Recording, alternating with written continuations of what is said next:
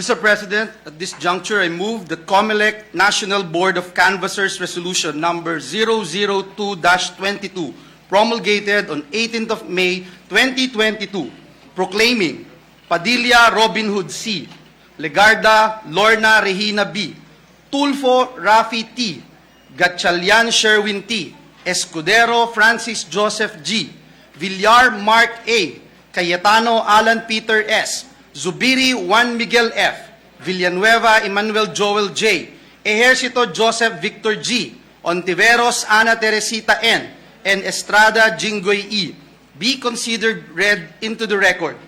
Copies of the COMELEC resolution were earlier distributed to the members of the Senate. Is there any objection? There being none, the motion is approved, and I would like to ask Senator Angara to rise to the podium. Thank you.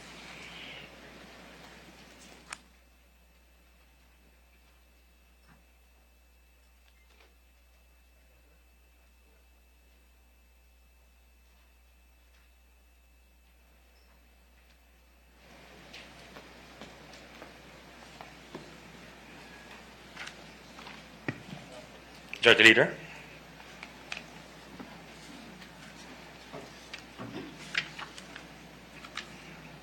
May we now proceed with the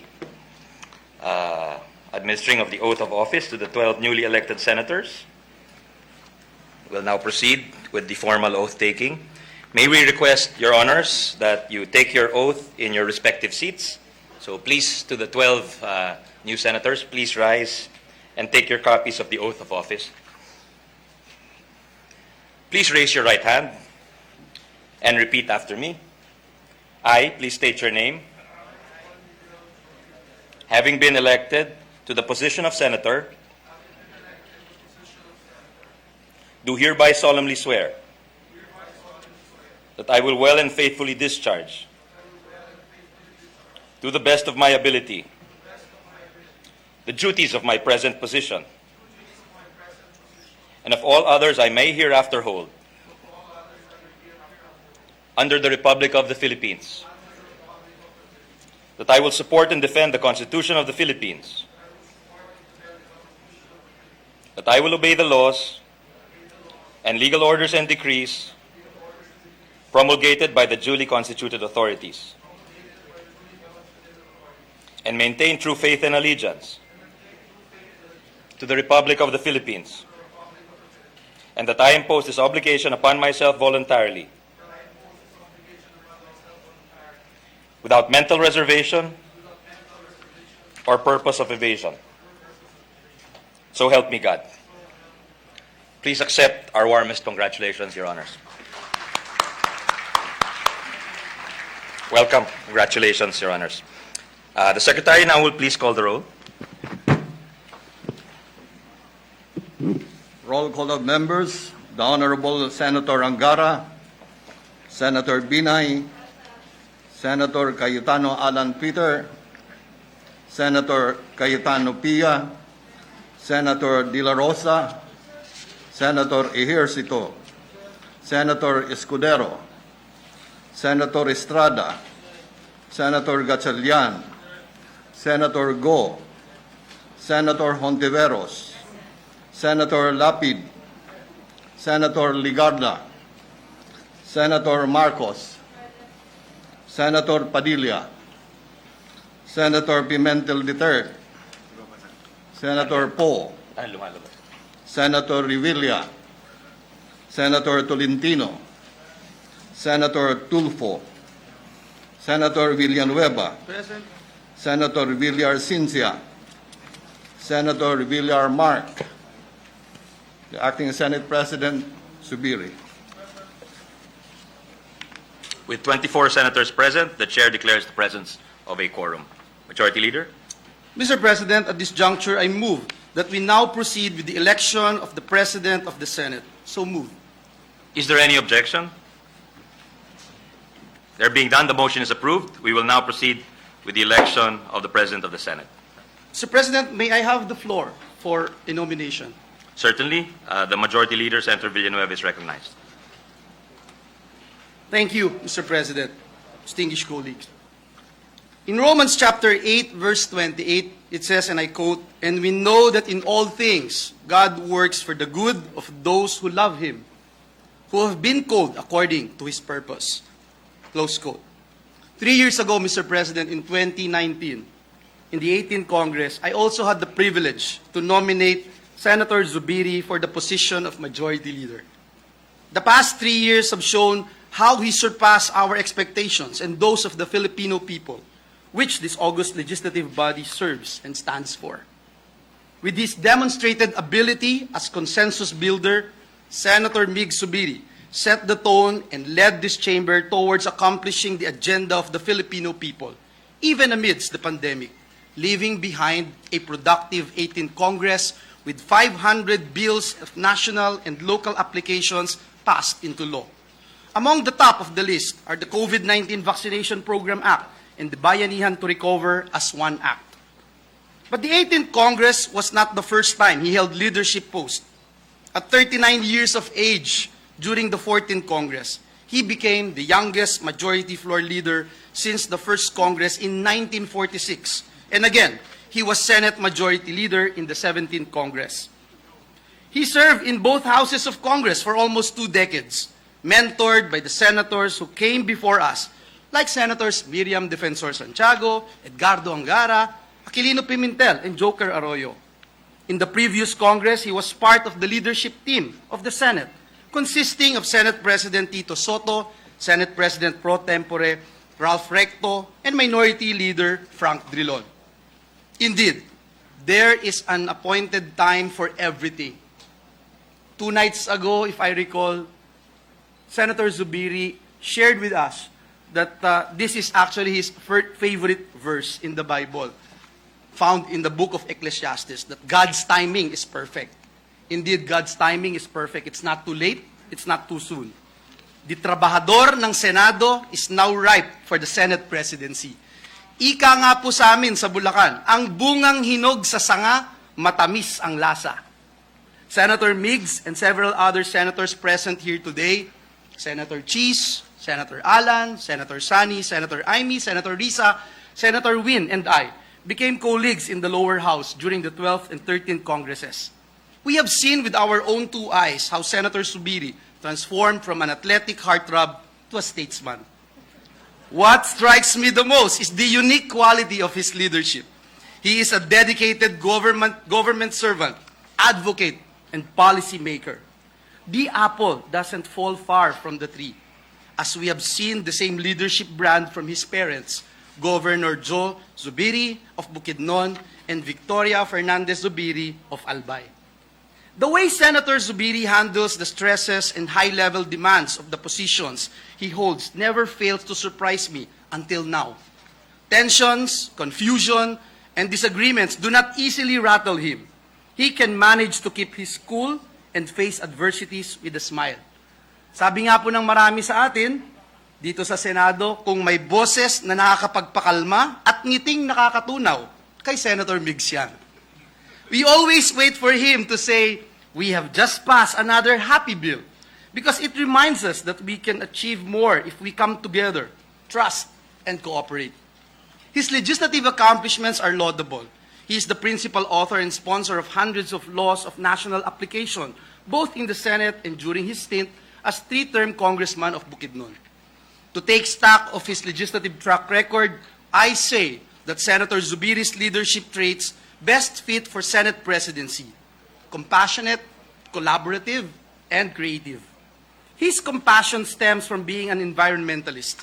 As a fervent advocate of clean energy, he worked for the passage of Renewable Energy Act of 2008, RA 9153, and the Biofuels Act of 2006, RA 9367, earning him the moniker Mr. Clean Energy. He is also the founder of the Philippine Deer Foundation, a deer conservation project. His master's degree in Environment and Natural Resources Management from the University of the Philippines Open University firmly deepened his causes for these issues and evidence his commitment to lifelong learning. His collaborative skills come from the value he appropriates for cooperatives. We call him the father of the new cooperative code, because he is the principal author and sponsor of Republic Act number 9520, or the Philippine Cooperative Code of 2008.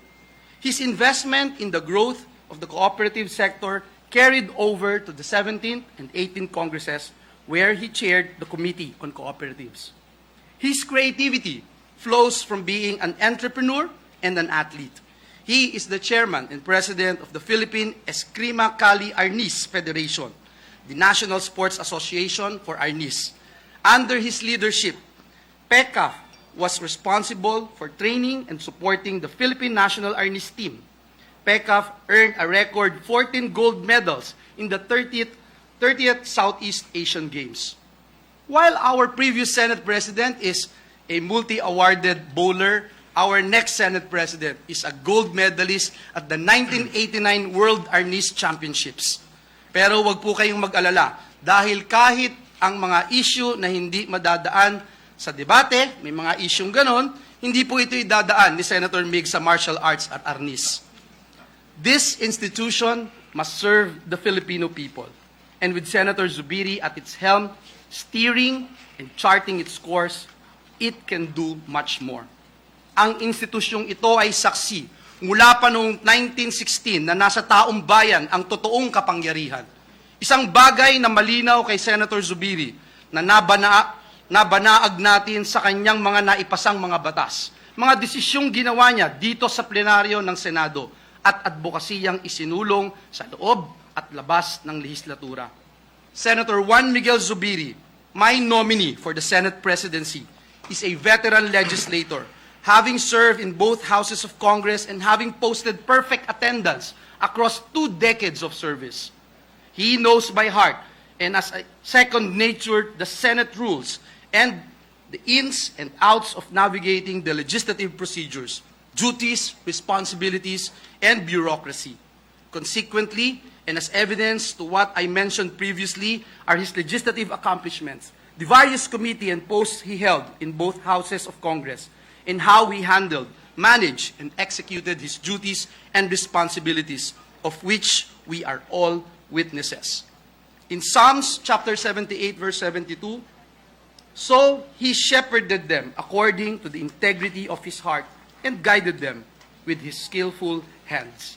Higit sa lahat, Ginoong Pangulo, siya ay isang mabuti at mapagmahal na asawa sa kanyang kabiyak na si Audrey at uliran at mapag-arugang ama sa kanyang mga anak na sina Adriana, Juanmi, at ang aking BFF si Santi.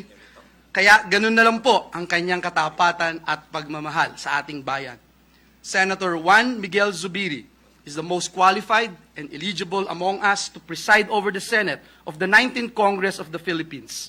For the above reasons and more, I nominate the gentleman from Bukidnon, Senator Juan Miguel Migs Zubiri, as our next Senate President. Thank you very much, and may God bless us all. Thank you, the Acting Majority Leader, Senator Joel Villanueva. Mr. President, Majority Leader. Yeah. Yes, Mr. President, at this juncture, may I ask that Senator Lauren Legarda be recognized for the nomination. So moved. The distinguished lady from Antique, Senator Lauren Legarda, is recognized. Thank you, Mr. Presiding Officer. Distinguished colleagues, Senator Juan Miguel Mig Zubiri, who served this august chamber as Majority Floor Leader during the 18th Congress, has demonstrated his ability to lead and manage the legislative affairs of the Senate. He collaborated closely with former Senate President Vicente Tito Soto III, former Senate President Pro Tempore Ralph Recto, and former Minority Leader Franklin Drilon. Together, they guided the Philippine Senate to a fruitful 18th Congress despite the challenges of the more than 2.5 years pandemic.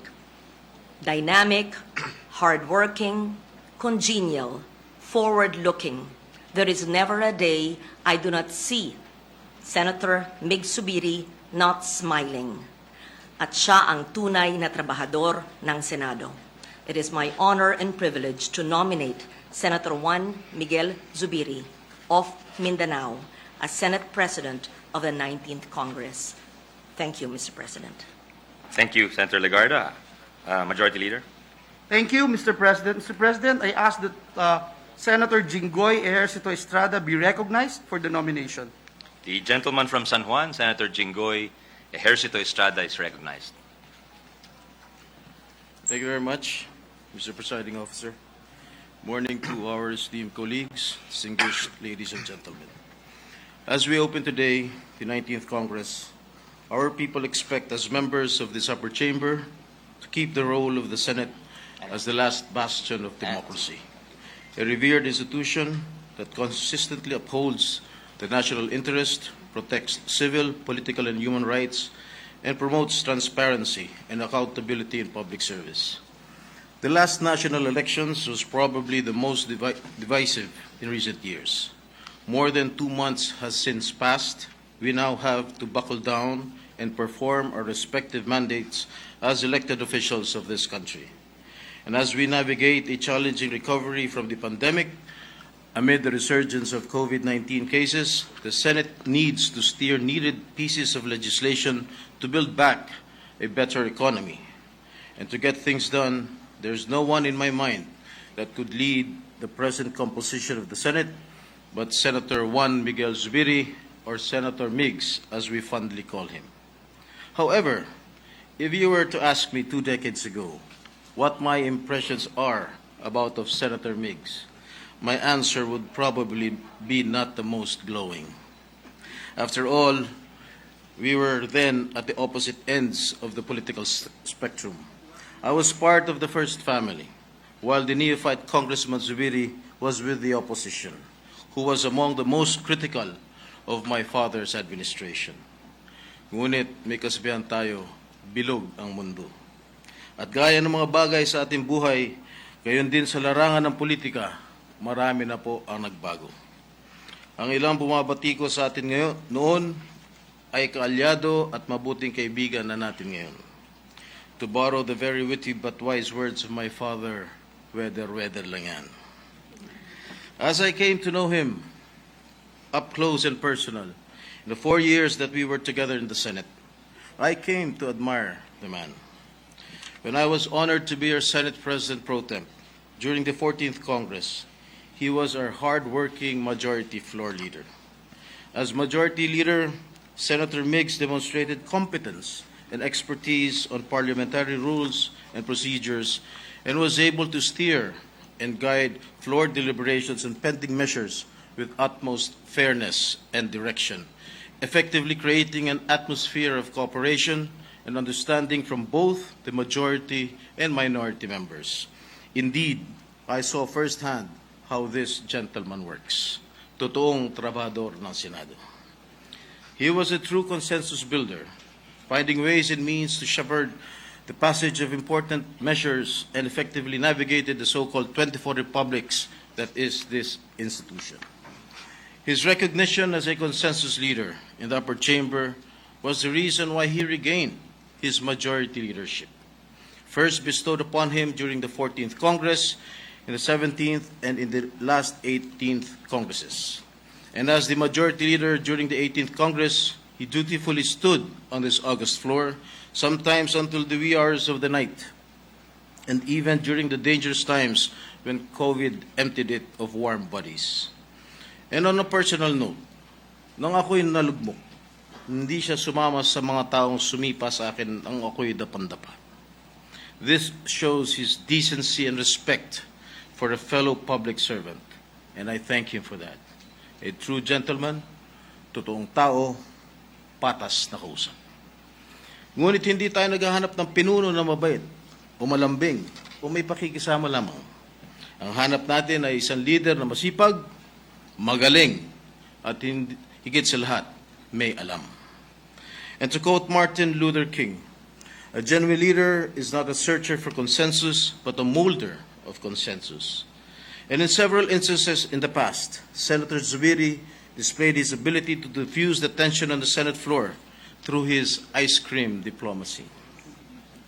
His amiable personality, coupled with good looks, aminin na natin, artistahin, gaya ng mga ibang artista rito, katulad ni Senator Robin Padilla, Senator Bong Revilla, Senator Lito Lapid. Huwag niya na po ako isama sapagkat itong aking mga nabanggit na Senador Martista, mga superstar do, tigit sa lahat, mas maganda lalaki kaysa akin. At minsan na rin siyang nagpakita ng tapang nang ipagtanggol niya ang integridad ng Senado mula sa akusasyong pag-whitewash ng isinasagawang investigasyon sa isang bribery extortion scandal na kinakasangkutan ng ilang opisyal ng Bureau of Immigration. Sabi nga niya, I didn't become world champion in our niche for nothing.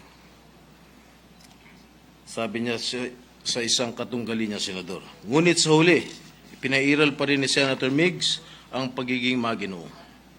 Pagpapamalas ito ng isang mabuting leader na hindi hayaang madungisan ang institusyong kinabibilangan natin ngayon. As we face our future with the pandemic still in the midst, we can depend on a Senate leader who can exercise his best judgment, sound prudence, and wisdom, one who can help chart the destiny of our nation. Sa kanyang mahabang taon na karanasan bilang mamabata sa 2 kapulungan ng Kongreso, nagsimula siyang itim ang kanyang buhok hanggang sa naging puti na lahat. Masasabi kong buong-buo ng kanyang kaalaman at kakayahan upang pangunahan ang pagsasakutuparan ng mabigat na papel ng Senado sa pagbangon ng bayan mula sa dagok ng pandemya. I am voting for Senator Miggs because his consultative approach in bringing together the best ideas that 24 of us can offer is the best vaccine against gridlock, which has plagued us so many times in the past. He is the Senate President we should have in these times when we are under immense pressure to deliver to the people what they need. He is the Senate President that we want to ensure that this institution will be a true workhorse, efficient, productive, in terms of legislating the urgent policies to revive the economy and truly responsive to the needs of the Filipinos. In closing, I would like to borrow a line from the 1957 inaugural speech of former President Carlos P. Garcia, and I quote, "Together we will meet our common problems and difficulties. With a singleness of purpose together, we will overcome them." And to continue to preserve the independence and integrity of the Senate, I respectfully nominate Senator Juan Miguel Zubiri as our next Senate President. Thank you very much. Thank you, Senator Chingoy Ayers de Estrada, Majority Leader. Thank you, Mr. President. At this juncture, Mr. President, I ask that Senator Grace Poe be recognized for the nomination. Distinguished lady from Iloilo and Pangasinan, Senator Grace Poe is recognized.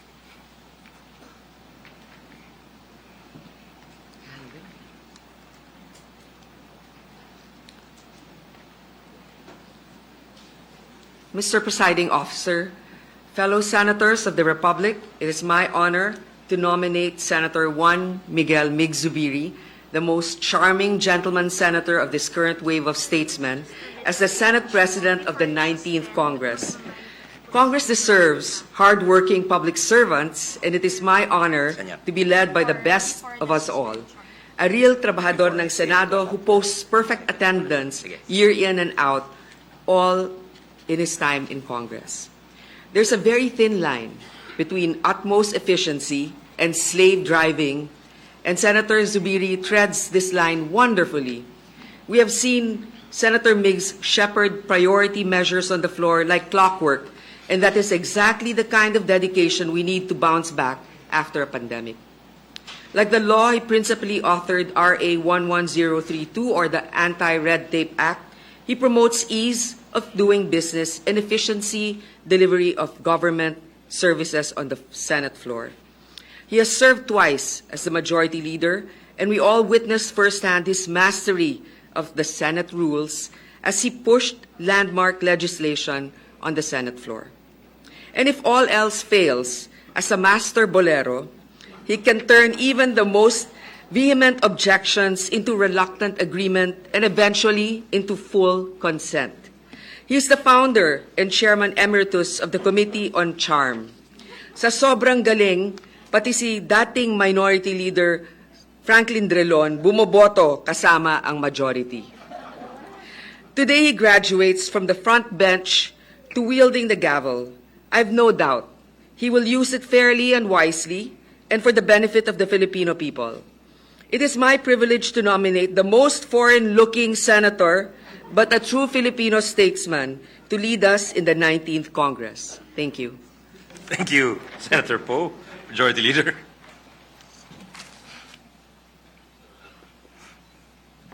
Thank you, Mr. President. Mr. President, may I ask that Senator Ronald Bato de la Rosa be recognized for the nomination? So moved. The gentleman from Davao del Sur, Senator Ronald Bato de la Rosa, is recognized.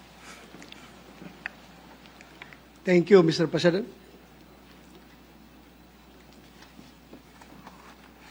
Good morning, ladies and gentlemen.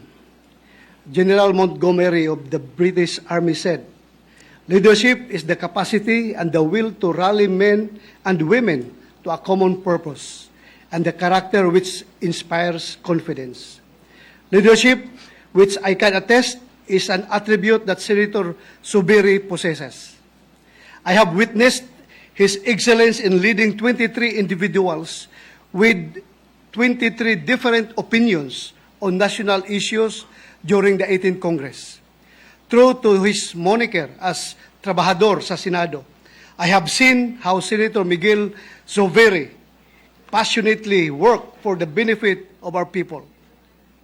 He was instrumental in ensuring that this august body fulfills our sworn constitutional mandate of enacting laws for the common good during the 18th Congress. Senator Zubiri does not stop working even when he is sick. Not even the deadly COVID-19 weakened his dedication for public service. He showed us his unwavering commitment to work during the peak of COVID-19 pandemic. While there was confusion and uncertainties that time, Senator Zubiri, together with the members of the 18th Congress, worked our ways with blood, sweat, and perhaps tears, so our executive department will be equipped to effectively combat the detrimental effects of the pandemic, all in a day's work of an enthusiastic senator such as Senator Zubiri. There will be debates and disagreements among us colleagues, like every Congress should. Every senator in this chamber has his or her own view and belief, but I certainly know that the leadership of Senator Zubiri will bind us all together in carrying out our duties and responsibilities as trabajadores of our people. Mr. President, as a Mindanaoan, it is with great honor and pride to second the nomination of our trabajador sa Senado, my fellow Mindanaoan, Senator Miguel Zubiri, as Senate President. Thank you, Mr. President. Thank you, Senator De La Rosa, Majority Leader. Thank you, Mr. President. Mr. President, at this juncture, may I ask that Senator Joseph Victor Ejercito, our comebacking seatmate, be recognized for the nomination. The other gentleman from San Juan, Senator J.V. Ejercito. Let it be put on record that Senator Jinggoy mentioned him as the good one. They're both good ones, Mr. President. We recognize Senator J.V. Ejercito for his nomination. Thank you, Mr. President. As we begin the 19th Congress, we find the country facing difficult challenges. We're still grappling with the COVID-19 pandemic as daily cases continue to rise. Prices have skyrocketed because of forces beyond our control. Political divisions still haunt us, as evidenced by the horrific shooting at the Ateneo yesterday. Globally, the war in Ukraine, the skirmishes between China and the U.S. in our region, and the territorial disputes among Asian countries continue to create uncertainties for our future as a country. The Senate has historically been the bastion of democracy in our history. Those revered statesmen and stateswomen that have come before us led the country in facing their own challenges. Their patriotism and bravery have made the Senate what it is today. They've won their battles. This is our battle. This is our time. And as we go to battle, I'm comforted by the fact that the Senate of the 19th Congress is composed of 24 men and women whose love of country cannot be doubted. I'm comforted by the fact that we will be led by the man I am so honored and privileged to nominate as Senate President. Senator Zubiri has been a big part of the Senate stands for now, a competent, compassionate institution that is always ready to serve the Filipino people in times of peace or crisis. Senator Miggs was Majority Leader in 3 Congresses. the 18th, the 17th, and the 14th Congress, which made him the youngest elected Senate Majority Leader since 1946. This demonstrates not just Senator Mig's knowledge of the Senate history and its rules, but his strong leadership, his charisma, and his self-assured temperament that is so critical in leading an institution like the Senate. Senator Mix is an honorable man who once gave up his place in the Senate in order to defend this institution and protect his loved ones. He is a dedicated and committed public servant who has recorded complete attendance in his 20 years in public service and passed meaningful laws that benefit our people.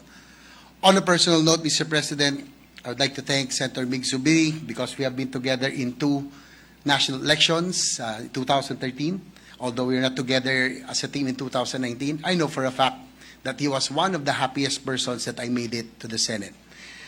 Kami po ay maganda ang samahan. We had a very good chemistry pag magkasama kami. Ako po yung kape, siya po yung coffee mate.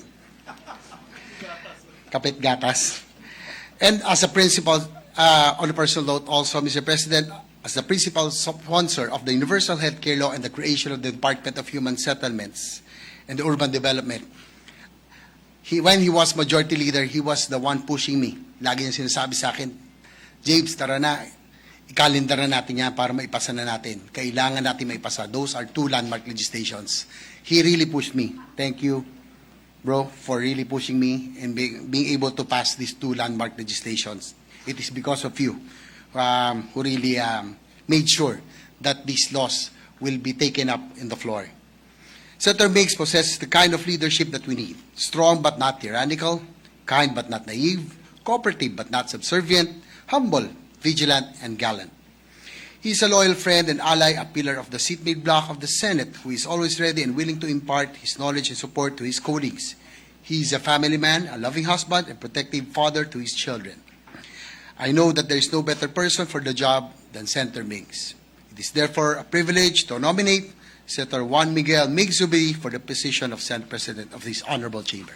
Thank you, Senator JV. Welcome back. We hope brotherly love will prevail in the next 3 years. Majority Leader.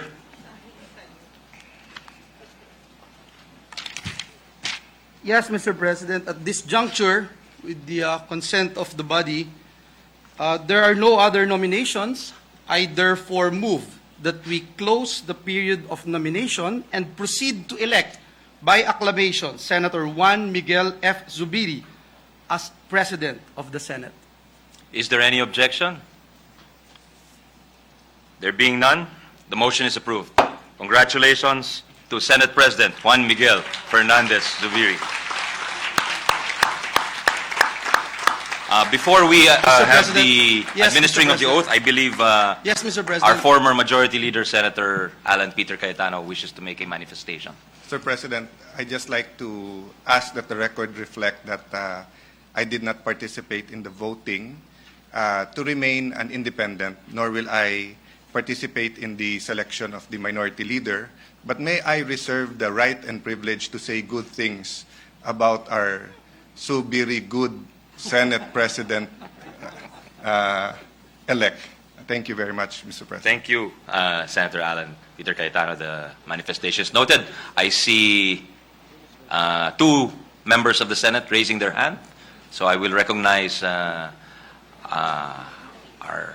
3 Senator ladies. Pia, Mr. Yes, President, I'm sorry, I did not see Senator Risa. So first, we have the lady from, just distinguished lady from Taguig, Senator Pia Cayetano.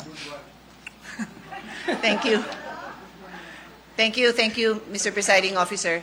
Let me congratulate our newly elected Senate President.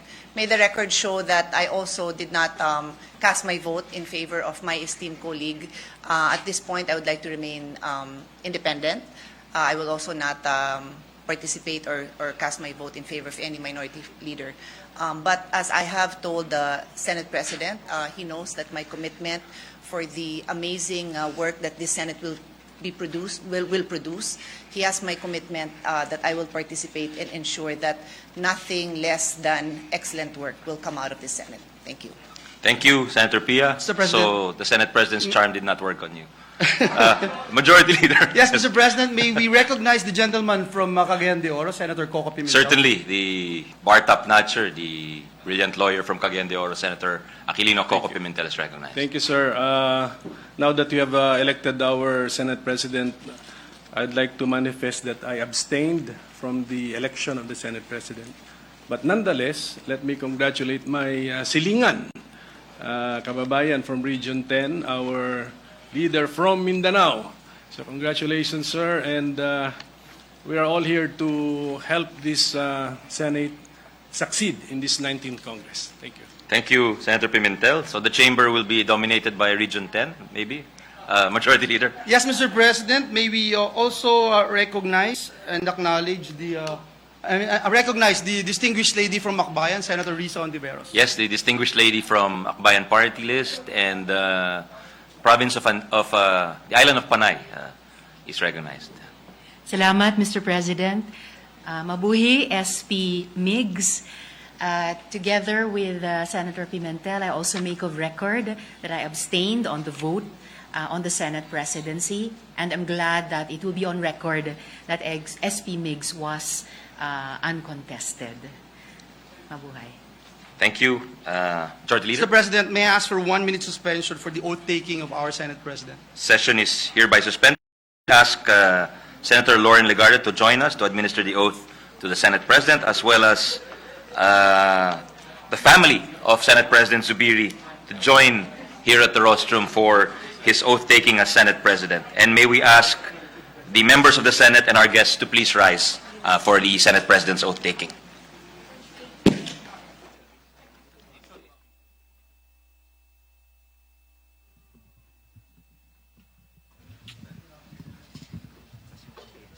Dito ba? Okay. First my wife. We'll wait for my wife.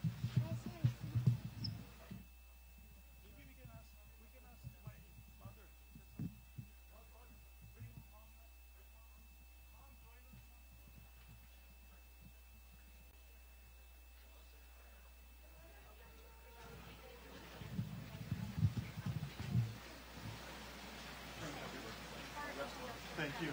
Thank you. Come on. Nice thing. I see Ma'am Lauren would be the from the minister. I want to kiss you, but you don't want. Stay here. Yeah, yes, please. Yeah, you can take out your mask. You can take out your mask. Ayan. Okay, thank you. Paki-on lang. Session is resumed. I will wait now for my mask.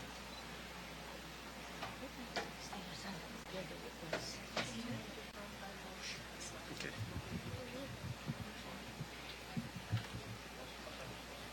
Baba natin ito ng konti. Pwede baba ng konti mo. Yung microphone. Baba natin ng konti.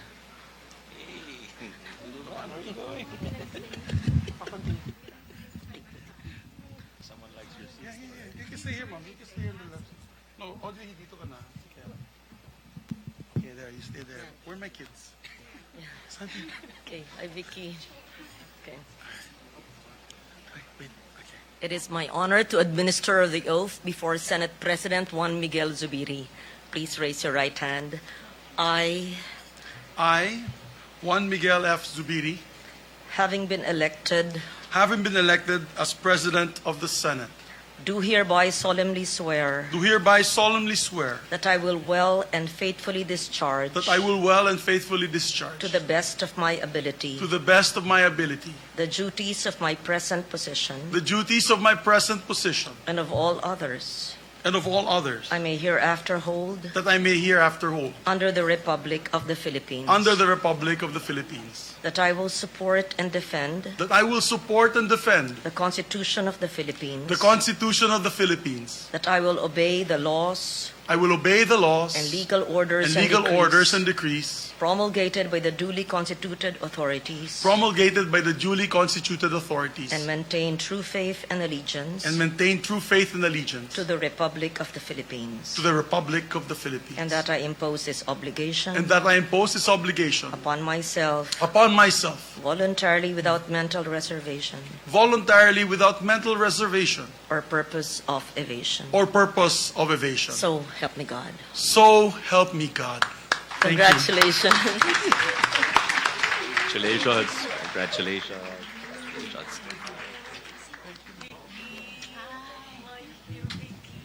Congratulations, Senate President Zubiri. We'll now turn over the rostrum to the Senate President.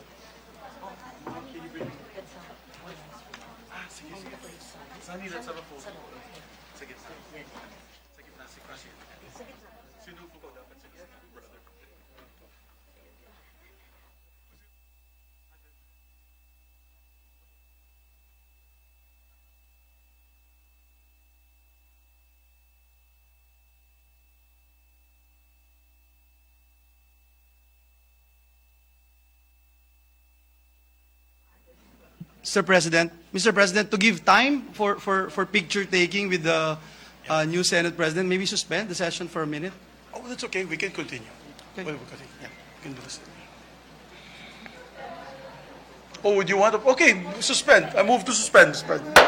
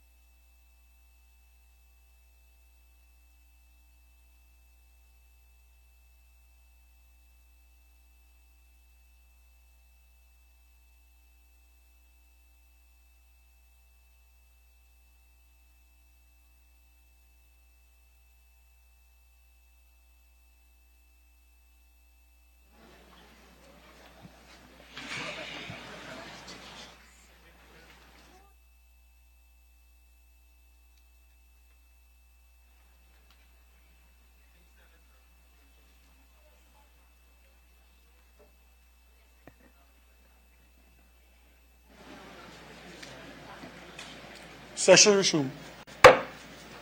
Majority Leader. Thank you, Mr. President. Congratulations. Mr. President, we are ready to hear the address of the President of the Senate. Thank you.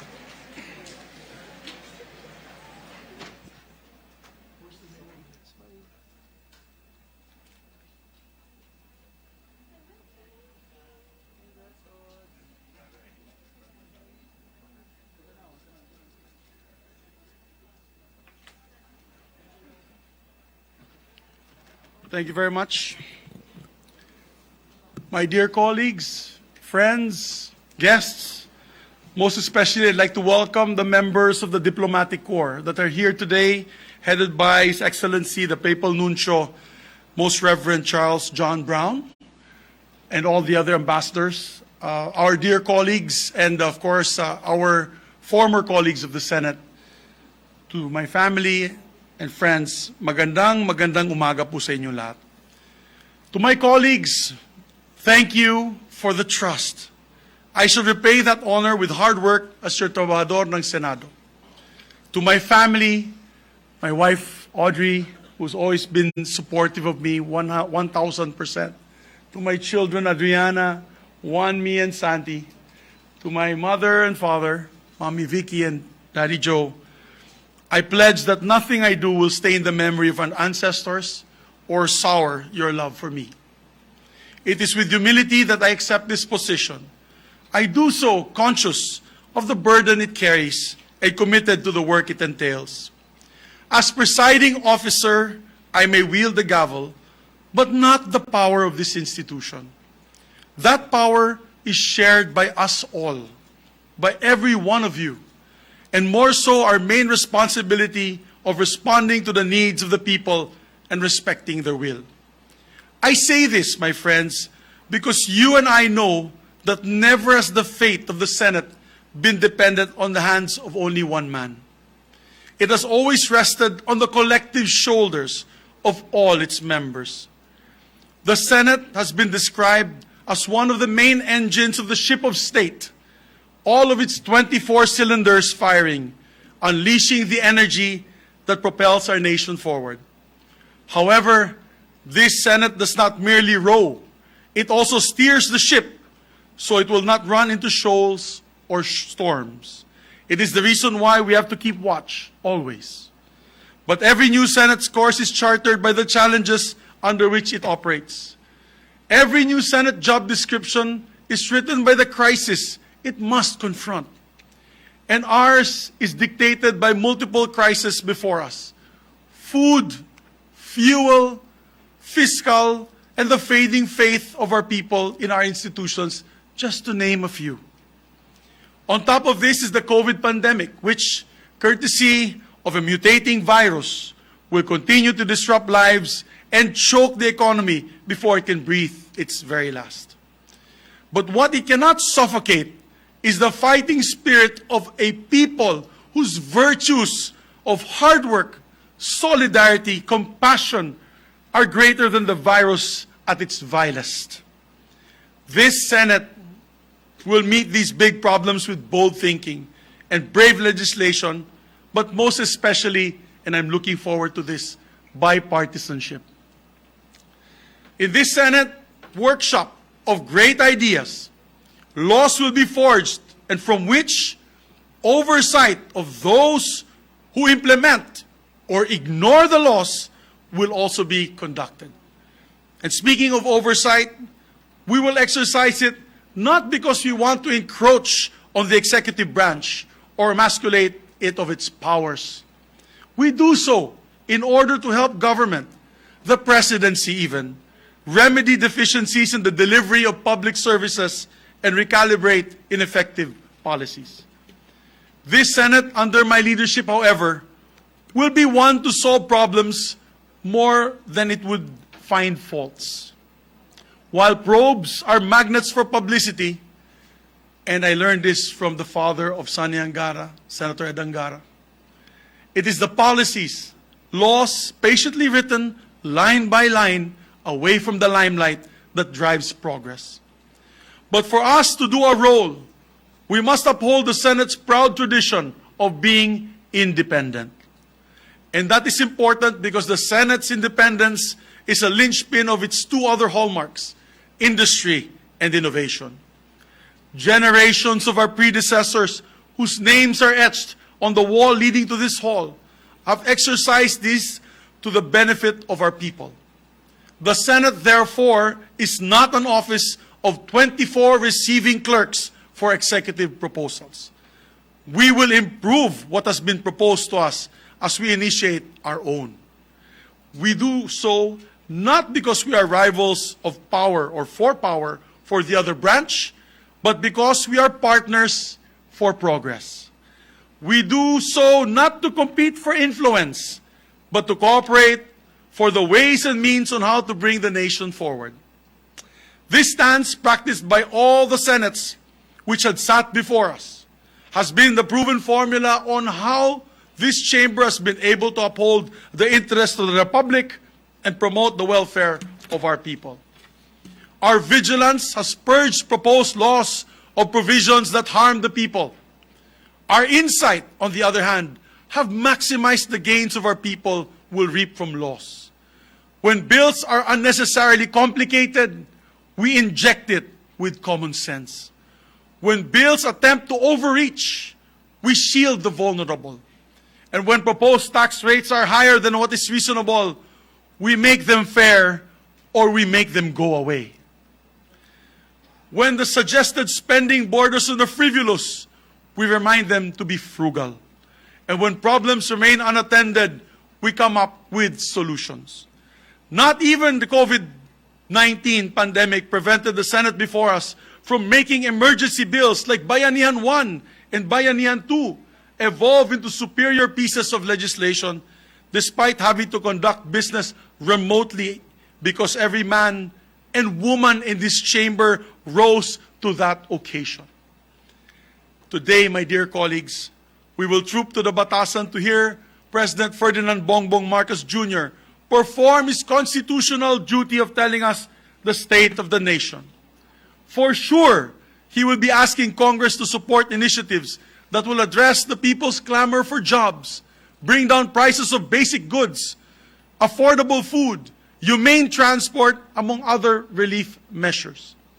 And when he enumerates them, my dear friends, let us view them in the proper context, that this is not a presidential wish list he crafted on his own, but a president articulating what the people want. So let us respond to what the people want urgently. And let us do it through the time-honored fashion by which the Senate has acted upon during times of crisis, by harnessing the best ideas from our brightest can offer. So the cures will not just bring temporary relief, but also permanently release our people from what ails them.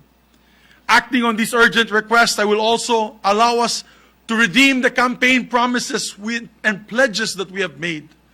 This will be the first down payment of what we owe the people for the mandate they have gifted us with.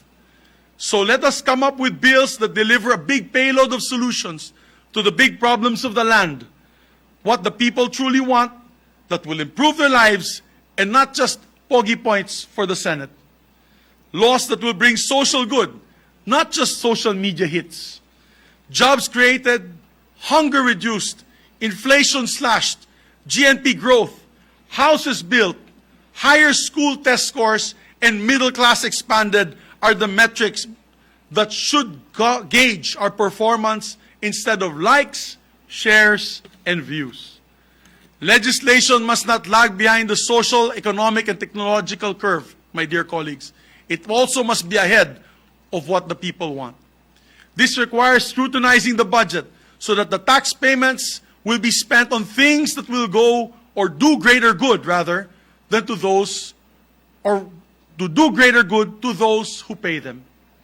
If there is one mission that should animate the Senate of the 19th Congress, it is an overriding theme.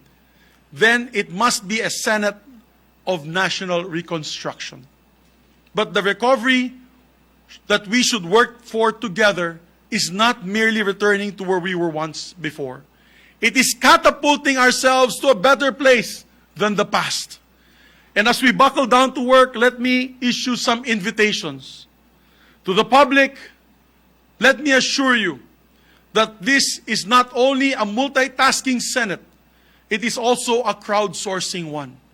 We value your ideas because this upper chamber will never be an echo chamber. To my fellow Senate workers, to the men and women of the Secretariat, in these trying times when so many expect so much from so few of us, the people expect no less than your hard work and professionalism. To my dear, dear colleagues in the majority, I remain with you in the trenches. I see no perks in this position. I temporarily hold this position through your grace, except the duty to work even harder. To my friends in the minority, I was once a loyal soldier of the opposition. And if there's one lesson I've carried with me ever since, it is that the strength of an idea is what makes it right, and not the sheer number of its believers. Let us debate and embrace ideas without regard from where they came from. My dear colleagues, my leadership will be one of consultation. Our output will be through consensus building.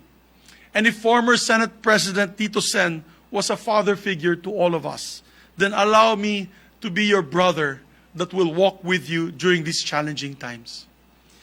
Yes, my dear friends, no Senate in the past faced challenges as demanding and daunting as this one before us. But with hard work and dedication, we will deliver for the people. We shall help them overcome. The war against the pandemic is not yet over. The battle in many fronts is about to get worse. There is a future to be won. Let us go to our battle stations and fight to uplift our people's lives and make our nation even greater than before. Mabuhay ang Senado at mabuhay ang Pilipinas. Maraming salamat po.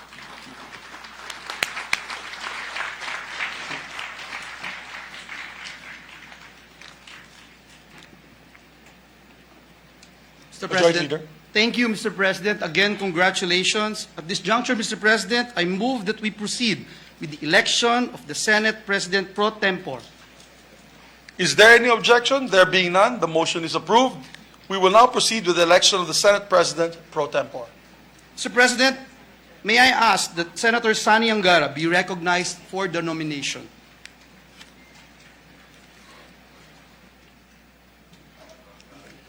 Senator Angara is recognized. Thank you, Mr. President. Thank you, Majority Leader. Dear colleagues, ladies and gentlemen, it's my distinct honor to nominate as Senate President pro tempore of the 19th Congress of the Republic of the Philippines, one of the most respected and well-loved lawmakers of the land, Senator Loren Legarda.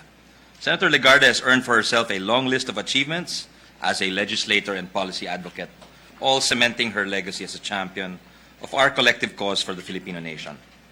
As a senator for 18 years and a congresswoman for 3 years, Senator Legarda authored numerous laws that shaped the policy landscape in the country for the environment, climate action, disaster risk reduction, sustainable development, cultural heritage preservation, and indigenous peoples' rights, among many others. She is a pioneer. She was the youngest senator when she began her first term in 1998 in this chamber. She was the only woman to have topped the senatorial election twice. She was the only woman to have served as Senate Majority Floor Leader at the young age of 41. She was both a TOWNS, or 10 Outstanding Women in the Nation, and TOYM, 10 Outstanding Young Man Awardee, in her early 30s. And during her leadership of the Senate Committee on Finance, I had the pleasure of serving as one of her vice chairpersons. She ensured the mainstreaming of climate change adaptation and disaster risk reduction measures in the annual budget of government agencies. Climate and sustainability have been lifelong advocacies for Senator Legarda, and over the years, her vigorous and relentless environmental campaigns and climate policy leadership have been recognized internationally. From the United Nations to the IMF World Bank, from Sendai to Paris to Bonn, hers has been a well-respected and highly sought-out voice at the most senior levels of international climate diplomacy, consensus building, and decision-making. On top of her legislative duties, she has worked as a UNDRR Global Champion for Resilience, a UNFCCC National Adaptation Plan Champion, and a Commissioner of the Global Commission on Adaptation. She was recognized as a global leader for tomorrow by the World Economic Forum and a UNEP laureate, and was chosen as one of the global parliamentarian champions of the Climate Vulnerable Forum. Alongside these advocacies, Mr. President, Senator Legarda has also vigorously championed our rich Filipino heritage and has worked to promote cultural resilience and the rights of our indigenous people. Through her efforts, the Philippines returned to the Venice Biennale in 2015 after a hiatus of more than 5 decades, opening yet another opportunity for our people to showcase our identity, our heritage, and our history to the rest of the world. In recognition of her exceptional contributions here and abroad, Senator Legarda has been bestowed the title Knight in the French National Order of the Legion of Honor, Knight in the Order of Merit of the Italian Republic, and the Award of Distinction by the European Union, or EU. She has brought nothing but pride to the nation. So voluminous are her achievements that many seem to forget that prior to entering public service, Senator Legarda first came into national consciousness as a broadcast journalist. Some of us remember her as an anchor in The World Tonight next to Angelo Castro Jr. and as host of The Inside Story, a current affairs program. She earned many accolades for her journalism, including a KBP Golden Dove Award and a Benigno Aquino Award for Journalism in 1995, among more than 30 awards. Mr. President, colleagues, for many of us in the Senate, Senator Legarda has acted as both an anchor and a vanguard. But for many of those close to her, she is our Tita Ganda. She kept us steady amid turbulence, rallied us through tough times, and led the country toward a more climate-resilient and sustainable future. I am confident under your leadership, Mr. President, and with Senator Legarda backing you up as our President pro tempore, the Senate is bound to achieve more and to reach new heights, to ultimately serve for the benefit of Filipinos everywhere at all times. It is thus my honor and privilege to nominate Senator Lorna Regina Loren Bautista Legarda as our Senate President pro tempore. Thank you, dear colleagues. Thank you, Mr. President. Thank you very much, Senator Angara. Majority Leader.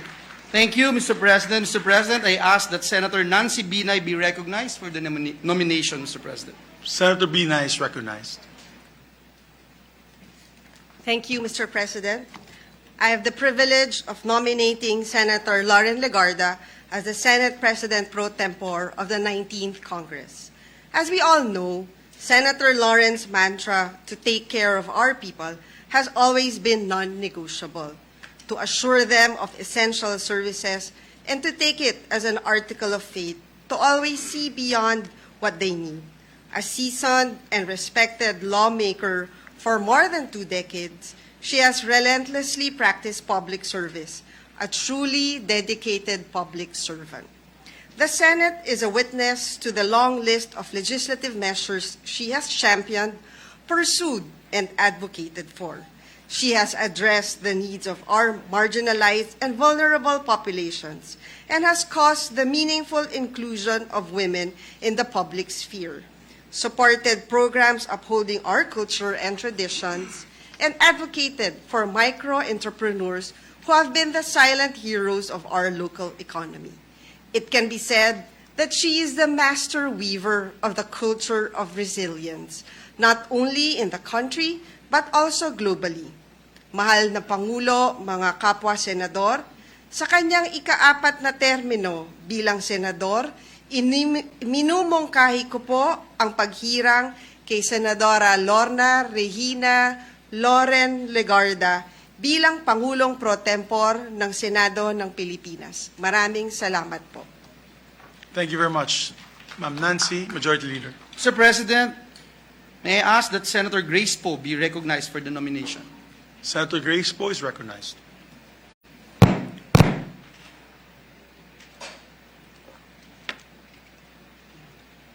Thank you, Mr. President. It is my honor and privilege to nominate the most senior member in tenure serving this Congress, not in age, but perhaps in experience and longevity, Senator Lauren B. Legarda as the Senate President pro tempore of the 19th Congress, a legislator since 1998 and having served both in the Senate of the Philippines and the House of Representatives, it is an understatement to say that Senator Legarda is an authority in legislation. Personally, I am a witness to Senator Lauren's work as she was one of the standing senators when I was first elected to the Senate in 2013, and she was very kind to me and served as a mentor. She championed for measures on the environment, climate change, adaptation, disaster risk reduction and management, sustainability, and climate justice. Likewise, she has vigorously backed legislation on an array of subject matter in the arts and culture, education, employment, and entrepreneurship. More importantly, this lady senator was instrumental in the passage of several important pieces of legislation, such as Republic Act No. 9501, or the Magna Carta for Micro, Small, and Medium Enterprises, Republic Act 8759, or the Public Employment Service Office Act, Republic Act 9509, or the Barangay Livelihood and Skills Training Act, and Republic Act No. 9231, a measure that outlawed child labor, among other laws. In addition to this, she became the chairperson of the Committee on Finance in the 17th Congress. During her term, she fiercely led the committee and ensured transparency and proper and judicious allocation of funds. Senator Legarda is a kind and compassionate public servant, yet she remains to be strong and no-nonsense in accomplishing her task. She truly gets things done. To this, I'm certain that she will be able to pass more laws that will benefit our kababayans. And on a personal note, what truly binds Senator Legarda and I is 2004. She was the embattled running mate of FPJ, and Senator Legarda has proven her strength of spirit. As she has written as the consistent top lady senator in the polls, it is my honor to be working with her again. Now in her 4th term, I have the privilege to nominate our esteemed colleague from Antique, Senator Lauren Legarda, for the position of Senate President pro tempore. Maraming salamat po. Thank you very much, Ma'am Grace. Majority Leader. Mr. President, move that we recognize Senator Bato de la Rosa for his nomination, Mr. President. Senator Ronald Bato de la Rosa is recognized. Thank you, Mr. President. Mr. President, it is with a profound sense of honor that I stand to make this nomination. Senator Lauren Ligarda is known to be the lady who leads. And I, for obvious reasons, cannot help but agree. Since it is not every day that I get to speak about inspiring figures who need no introduction, I will gladly tell this august body and the rest of the world about Senator Lauren Ligarda. Because she hails from a family of public servants, it should come as no surprise that Senator Lauren decided to take the same path for herself. She is a fourth-term senator, which means that among all of us in this chamber, she is certainly the most senior. Most senior at hindi lang dahil sa tagal niya sa Senado, Mr. President, kundi dahil sa dami at kalidad ng mga batas na kanyang naipasa. She has been consistent in promoting livelihood, advocating for the development of cultural villages, and pushing for the protection of indigenous people's rights. The cultural communities in Mindanao have adopted her as a bay matumpis, which translates to the one who takes care. There are countless other things and qualities that one can say about Senator Lauren, but I would like to stop there, Mr. President, with the fact that she has also earned the title of being the one who cares. Pairing that up with the lady who leads, we get the picture of the kind of leadership we can look forward to with Senator Lauren Ligarda as our Senate President pro tempore. She is the lady who leads not just with vision and with determination, but more importantly, with care. As early as this first day of the first regular session of the 19th Congress, I can already say that it is and will always be an honor to submit to the leadership of this lady. Mr. President, I respectfully nominate Senator Lauren Ligarda for the position of Senate President pro tempore. Thank you very much, Senator Ronald Bato de la Rosa. Mr. President,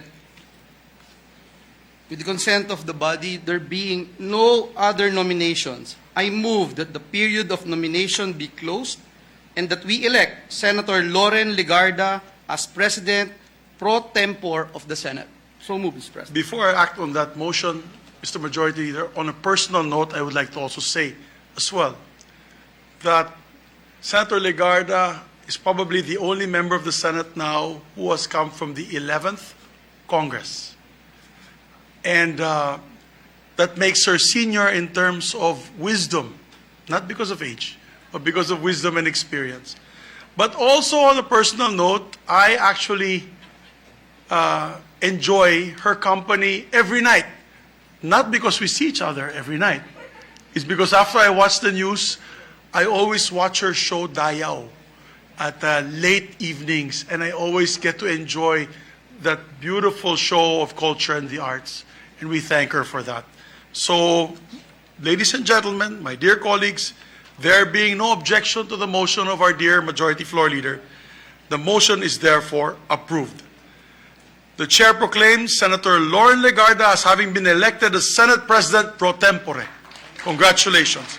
May I ask and request Senator Lauren Ligarda and her family to ascend to the rostrum for the oath taking. I ask for a session suspended to allow the family to come up.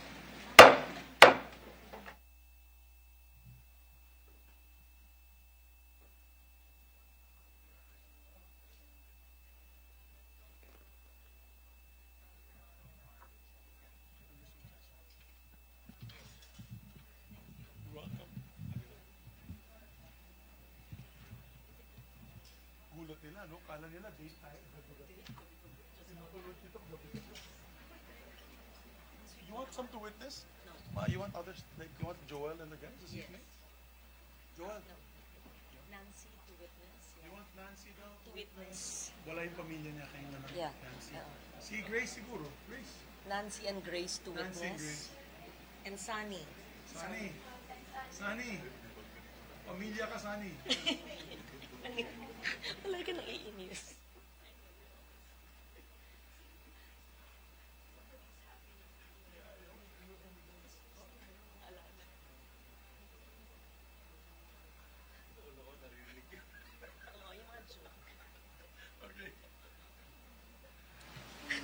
Let's wait for Senator Bato, Senator Nancy.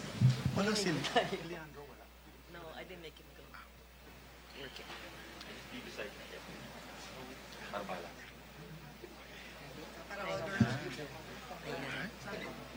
Please raise your right hand and repeat after me. I state your name. I, Lorna Regina Bautista Legarda, Haven't been elected as, having been elected as Senate President pro tempore, do hereby solemnly swear do hereby solemnly swear that I will well and faithfully discharge, that I will well and faithfully discharge, to the best of my ability, to the best of my ability, the duties of my present position, the duties of my present position, and of all others that I may hereafter hold under the Republic of the Philippines. and of all others I may hereafter hold under the Republic of the Philippines. That I will support and defend the Constitution of the Philippines. That I will support and defend the Constitution of the Republic of the Philippines. That I will obey the laws and legal orders That I will obey the laws and legal orders and decrees promulgated and decrees promulgated by the duly constituted authorities, by the duly constituted authorities, and maintain true faith and allegiance to the Republic of the Philippines. and maintain true faith and allegiance to the Republic of the Philippines. And that I impose this obligation And that I impose this obligation voluntarily, voluntarily, without mental reservation without mental reservation or purpose of evasion. or purpose of evasion. So help me God. So help me God. Thank you very much. Thank you very much. With the permission of the body, I forgot, I had a little oversight. I did not start session, resume the session. But with the permission of the body, we can use that already and place that on the records of the Senate with the permission of the body. Thank you. So we may return the mace. Counted, okay.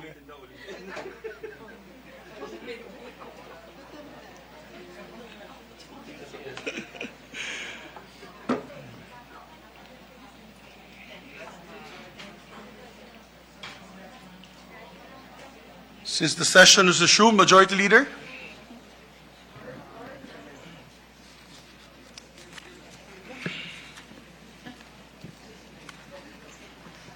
Yes, Mr. President, we'd like to extend our congratulations to our Senate President pro tempore, Senator Lauren Legarda. She wishes to be recognized, Mr. President. Yes, may we recognize her. And once again, I apologize to my dear colleagues. A bit of oversight. I forgot to start session, but with the permission of the body, we will consider that as already read into the records. May we recognize Senator Lauren Legarda to deliver her acceptance speech.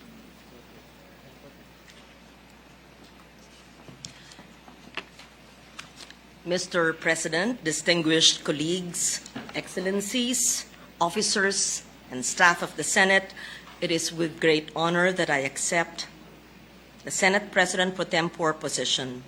I am truly humbled by the support given by my distinguished colleagues to lead this august chamber, which I consider my home for 18 years. Maraming salamat pong muli sa mahigit 24 na milyong Pilipino na nagtiwala at nagbigay sa akin ng pagkakataong muling maglingkod bilang four-term senator. When I first entered the halls of Congress 24 years ago, I was just a novice in the political arena, hoping to make a change in the country. Exposure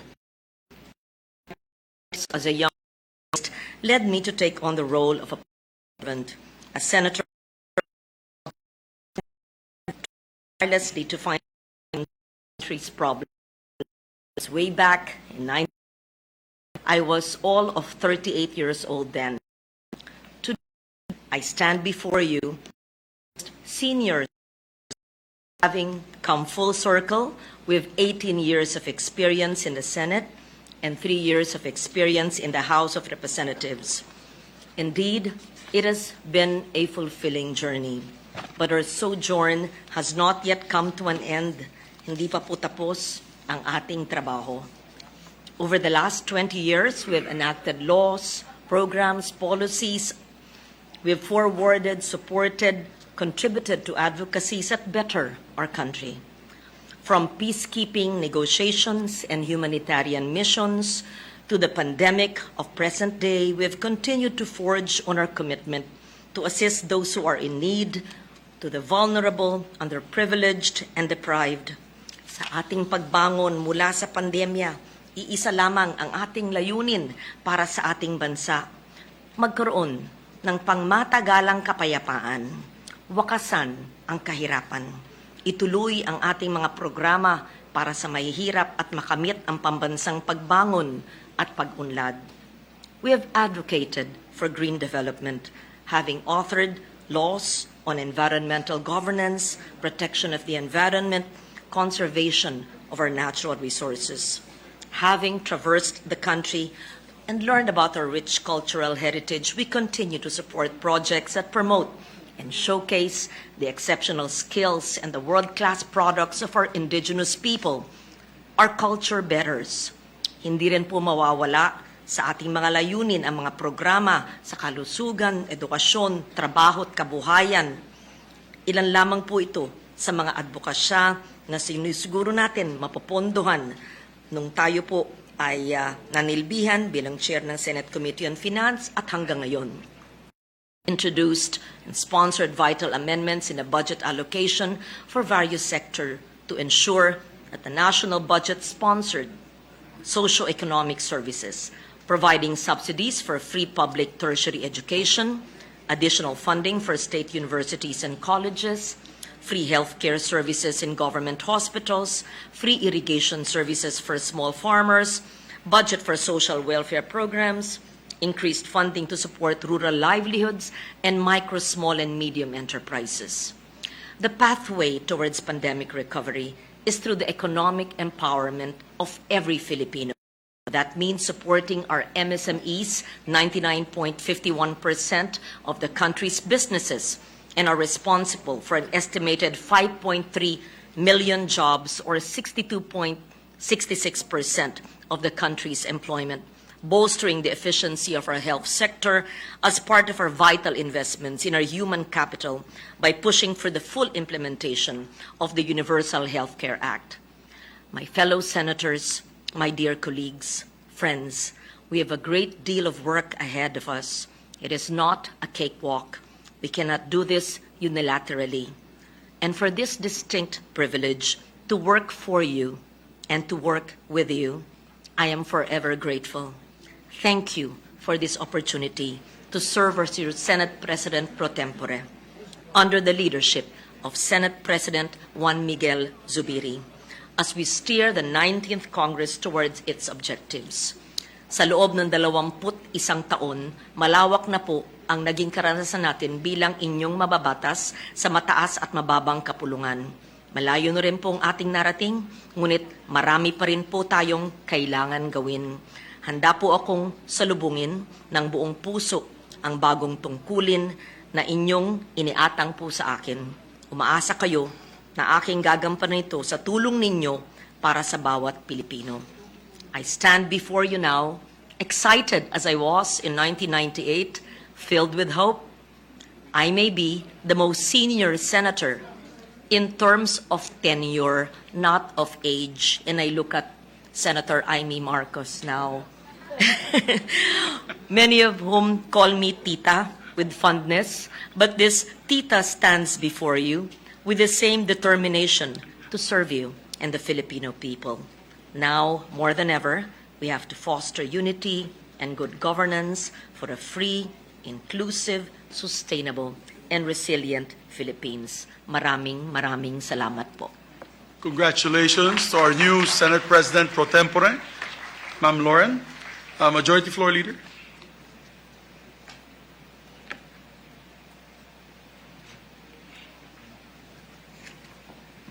Mr. President, I move now that we proceed with the election of the Chairman of the Committee on Rules. Please proceed. Is there any objection, Mr. President? Gentlemen, hearing none, the motion is approved. Mr. President, may I ask that Senator Angara be recognized for the nomination. Thank you, Mr. President, Mr. Majority Leader, mga ginagalang nakasama. Muli po akong tumatayo, Ginoong Presidente, para ilahad ang aking nominasyon para sa Majority Floor Leader o Chairman ng Committee on Rules sa ika-19 na Kongreso or 19th Congress ang aking katuwang sa advokasya, sa paglikha ng batas, sa paglaro ng basketball, ang aking kumpadre at malapit na kaibigan, no less than Senator Joel Tesdaman Villanueva. Una pong naging legislador si Senator Villanueva bilang party list representative ng Citizens Battle Against Corruption or CIBAC party list. Nagsilbi po siya sa Kamara de Representante mula 2002 hanggang 2010, kung saan naging kasamahan niya ang karamihan ng ating senador ngayong 19th Congress. Si Senator Alan, Senator Cheese, the Senate President, Senator Risa, and myself. Senator Cynthia Villar as well. Sa panahong yon, nagsilbi siyang minority leader para sa Commission on Appointments as well as Deputy Minority Floor Leader sa plenaryo. Nagsulong siya ng mga resolusyon para tutukan at maimbestigahan ang iba't ibang aligasyon ng katiwalian na nagaganap di umano sa mga transaksyon ng gobyerno. Naging may akda din siya ng Anti-Red Tape Act of 2007 at ng Freedom of Information Act. After ably serving 3 terms in the House of Representatives, Senator Villanueva was appointed by President Benigno Noynoy Aquino III as Secretary of the Technical Education and Skills Development Authority, or TESDA. With him at the helm, TESDA managed to eliminate irregularities in its regulatory functions, which led to the closure and suspension of several erring training centers across the country. TESDA achieved a zero notice of disallowance from the Commission on Audit, or COA. TESDA earned the nationwide ISO certification, a first among the country's education agencies and second in the entire executive branch. He introduced innovative programs such as the free online programs and mobile training laboratories. He fostered closer industry partnerships which led to higher employability of our TechVoc graduates, among many others. In our opinion, his most important contribution at the time was to raise the profile of TESDA and technical vocational education in the minds of our people. He himself became a certified barista, a skill that may prove to be useful in the new role he is about to occupy in the Senate for those late nights with you, Mr. President. We are hoping TESDA can once again soar to those same heights under him and help our countrymen during these tough times for our people. His performance in TESDA, Mr. President, was so exemplary. It gave him that high national profile to help win a Senate seat in 2016, with the second highest number of votes among all the candidates at 18.4 million votes. And throughout his first term as Senator, he was tireless as he chaired the committees on Labor, Employment, and Human Resources Development, as well as higher technical and vocational education. He authored and co-authored critical pieces of legislation, such as the Doktor para sa Bayan Law, the Tulong Trabaho Law, the First-Time Job Seekers Act, the Ladderized Education or the Philippine Qualifications Framework Act, the Occupational Safety and Health Standards Law, the Telecommuting or Work-from-Home Law, and the Free College Tuition or the Universal Access to Quality Tertiary Education, UACTEA Act, among many others. Especially the creation or upgrading of state universities and colleges, Mr. President. Lagi pong sinasabi ni Senator Joel Villanueva na ang trabaho niya bilang legislador ay tiyaking walang panahong mawawalan ng oportunidad para sa trabaho, kabuhayan at kita ang bawat Pilipino. Sigurado po kami na ipagpapatuloy niya ito sa kanyang pangalawang termino dito sa Senado. Naniniwala po kami na bukod dito malaki ang maitutulong niya para siguraduhin tumatakbo ng tama ang proseso ng paglilikha ng batas dito sa ating institusyon at mabibigyan ng sapat na pagkakataon ng bawat senador sa mayorya, sa minorya man o sa independent bloc man sila nakahanay. He is a loving husband to Mrs. Gladys Cruz Villanueva and a father to 2 young children. Kaya, Ginoong Presidente, malugod kong inihaharap ang aking nominasyon para sa posisyon ng Majority Floor Leader ng Senado sa darating na Kongreso, ang ating kaibigan at seatmate kay Senator Emmanuel Joel Tesdaman Villanueva. Maraming salamat po, mga kasamahan, Mr. President. Maraming salamat, Senator Angara. Majority Leader. Mr. President, may we recognize Senator Ronald Bato de la Rosa for his nomination speech. Senator De La Rosa, you are recognized. Thank you, Mr. President. Mr. President, my esteemed colleagues, it is my distinct honor to rise today to nominate our distinguished colleague, Senator Joel Tesdaman Villanueva, as the chairperson of the Senate Committee on Rules, also known as BMW, the brother of migrant workers. Mr. President, BMW. Mr. President, Senator Joel has proven to us time and again that he is indeed worthy to be called a public servant in his own right. The hard work of our dear colleague has been constantly recognized beyond these walls of the Senate. In fact, our Tisdaman has recently been recognized as among 2022's People of the Year by Stargate People Asia Magazine for his contributions to job creation for Filipinos and his campaign for skills training to generate world-class workers in the country. Mr. President, as chairperson of the Committee on Rules, is a man who shows up with his untarnished perfect attendance and his consistently notable contributions as a legislator. I can attest that Senator Joel is not only a man who shows up, he is a man who shows up prepared and performs beyond expectation, even during pandemic and his period of mourning, kung saan siya ay nagluluksa sa sunod-sunod na pagkawala ng kanyang mahal sa buhay. Employing Ms. Senator Joel's advocacy of matching jobs and skills, it is indeed a perfect match for Senator Joel to lead the Committee on Rules and be our majority floor leader. He has already proven to us that he is the man. Now he is also the man for the job. I have only one request sa ating nominee. Please, Senator Joel, see to it that my good friend, Senator Francis Tolentino, will no longer complain about the disappearances of his local bills from the calendar of business. That is, yan lang ang kanyang requirement from you. And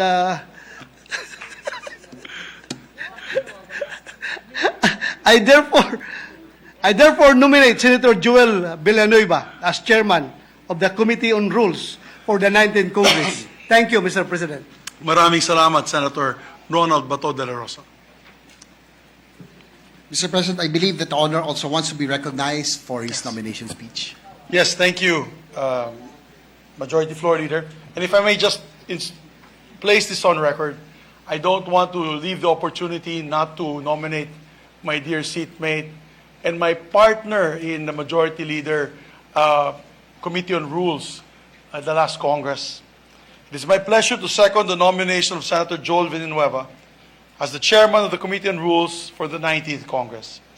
Senator Joel has proven himself a capable leader throughout his public service career, holding key roles as Deputy Minority Leader in the 13th Congress and Minority Leader of the Commission on Appointments while he was in the House, before serving as the Great Secretary of TESDA, during which time he emerged as an effective and innovative leader whose work has left a big impact on our country's tech vox sector, as lovingly declared by Ralph Recto in one rally that we were together in 2016 after Senator Joel Villanueva lengthily mentioned all the distinguished programs that he had placed in TESDA. Sabi po ni Senator Ralph Recto, napakagaling ni TESDA man, dapat ibalik sa TESDA si TESDA man.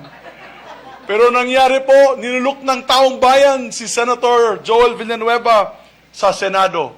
And ladies and gentlemen, we are richer for it.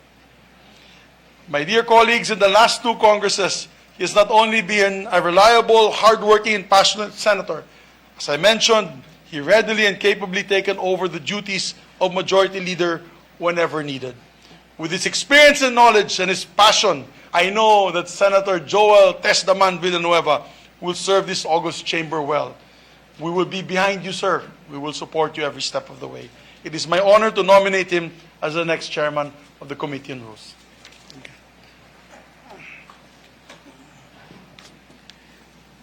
Mr. President, there being no other nominations, I move that we close the period of nomination and elect Senator Joel Villanueva as the chairman of the Committee on Rules. Is there any objection? The chair hearing none, the motion is approved. There being no other candidate, the chair proclaims Senator Joel Villanueva as having been elected as the chairman of the Committee on Rules under the rules of the Senate. He is now our majority floor leader. Congratulations, sir. May I request Senator Villanueva and his family to ascend to the rostrum for the oath-taking. Session is Ginoong suspended Pangulo. for... yes, Mr. President. May we recognize Senator Robin Hood Padilla.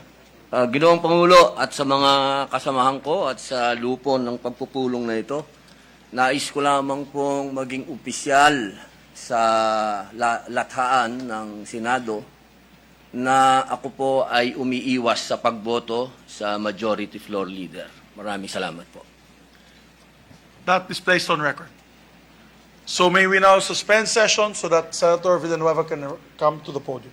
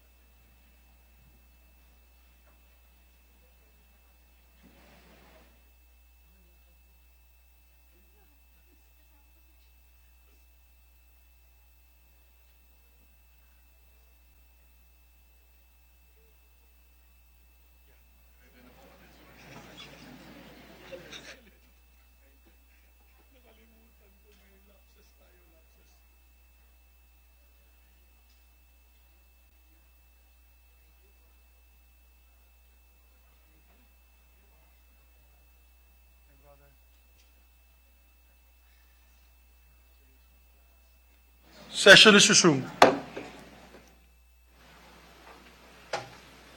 We'll now proceed to the oath of office for the Majority Leader. Please raise your hand and repeat after me. I, state your I, name, Manuel Joel J. Villanueva, having been elected as, having been elected as Chairman of the Committee on Rules, do hereby solemnly swear do hereby solemnly swear that I will well and faithfully discharge, that I will well and faithfully discharge, to the best of my ability, to the best of my ability, the duties of my present position, the duties of my present position, and of all others I may hereafter hold, and of all others I may hereafter hold, under the Republic of the Philippines, under the Republic of the Philippines, and that I will support that I will support and defend the Constitution of the Philippines, and defend the Constitution of the Philippines, that I will obey the laws, that I will obey the laws, the legal orders, the legal orders, and decrees promulgated by the duly constituted authorities, and decrees promulgated by the duly constituted authorities, and maintain true faith and allegiance to the Republic, and maintain true faith and allegiance to the Republic of the of the Philippines, Republic of the Philippines, and that I impose this obligation and that I impose this obligation upon myself voluntarily, upon myself voluntarily, without mental reservation without mental reservation or purpose of evasion. or purpose of evasion. So help me God. So help me God. Congratulations, Thank sir. you.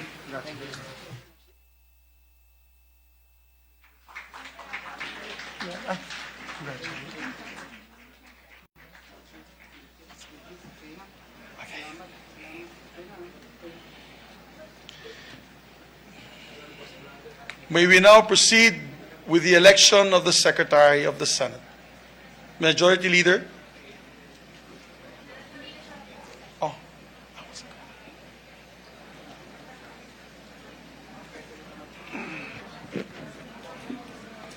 Mr. President, may I be recognized? Yes, Thank Majority you. Leader. Thank you, Mr. President. The distinguished lady from Akbayan wishes to be recognized. May she be recognized, Mr. President? May we recognize the distinguished lady, Senator Risa Ontiveros. Salamat kaayo, Mr. President. It is my honor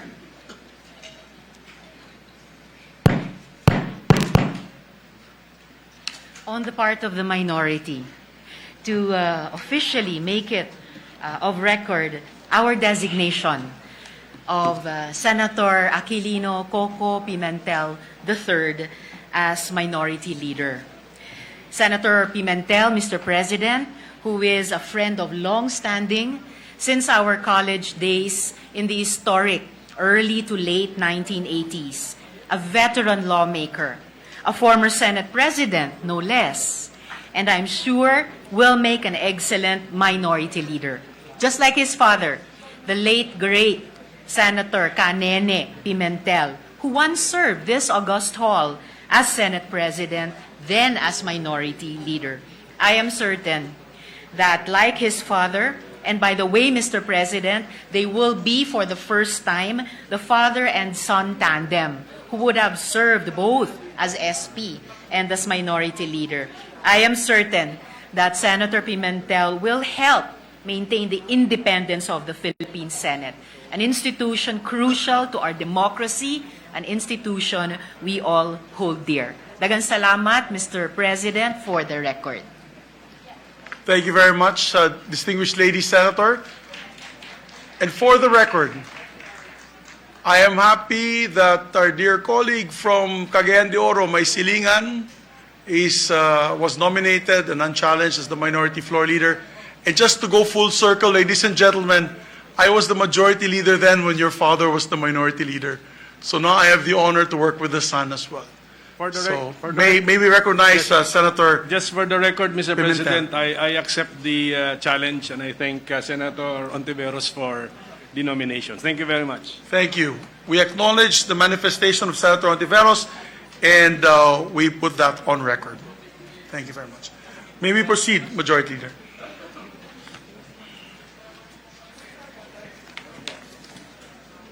Yes, Mr. President. Mr. President, may I just be allowed to make a very, very short manifestation, Mr. President? Yes, we recognize the Majority Leader for his acceptance speech. Thank you, Mr. President. I give all the glory, honor, and praise to our Lord and Savior Jesus Christ. Nakakataba po ng puso, Ginoong Pangulo, nakaka-humble, nakaka-inspire ang mga sandaling ito. Hayaan nyo, Mr. President, na sa ilang segundo, pasalamatan ko ang aking mga colleagues. Bumoto man sa akin o hindi, maraming salamat, especially to our Senate President, Senator Mig Zubiri, for your trust and confidence. To Senator Angara and Senator Bato for the nomination. Really appreciate it. In Luke chapter 12, verse 48, it says, "To whom much is given, much is required." I know, Mr. President, that more than a rank, title, or position, I am now receiving a great responsibility. This responsibility is about taking care of this beloved institution, the People's Senate.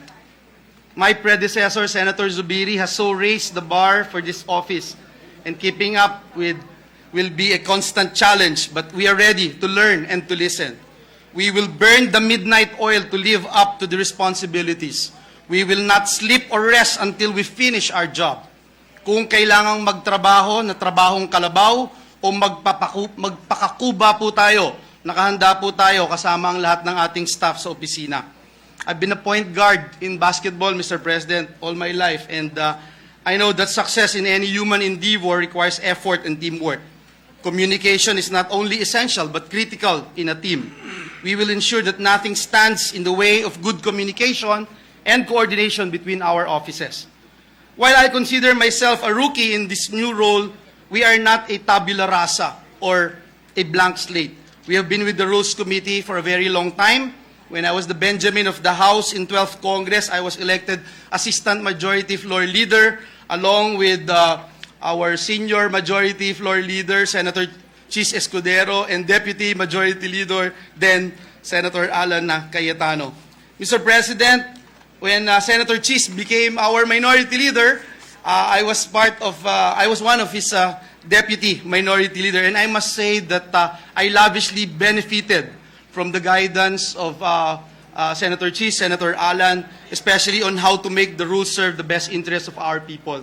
I know that we stand on the shoulders of giants in our attempt to make a difference. And let me say that the past 6 years were worth more than a doctorate degree because of the mentoring we received from the living legends and the gurus of this institution. To name a few, si former Senate President Tito Soto, Senator Ralph Recto, Senator Frank Drilon, Senator Ping Lacson, among others. I also would like to take this opportunity in closing, Mr. President, to thank my family, my brother, my sister, my dad, Brother Eddie, and most especially, my mom and sister, whom I know are watching me right now, for demanding that I always do my best. To honor their memories, I pledge every bit of energy in my body, mind, and spirit to give justice to this responsibility you entrusted to me, dear colleagues. To my wife, Gladys, who is here today with us, this role is going to take effort, and I have to admit, extra effort, Labs. Ngayon pa lang ay nagpapasalamat na po ako sa kanya dahil sa hirap at ginhawa, lagi ko siyang kasama, and I love her and I will always will. In closing, Mr. President, let me say that God bless my life with opportunities. He makes my cup overflow. To praise, honor, and glorify Him forever is the only desire of this representation.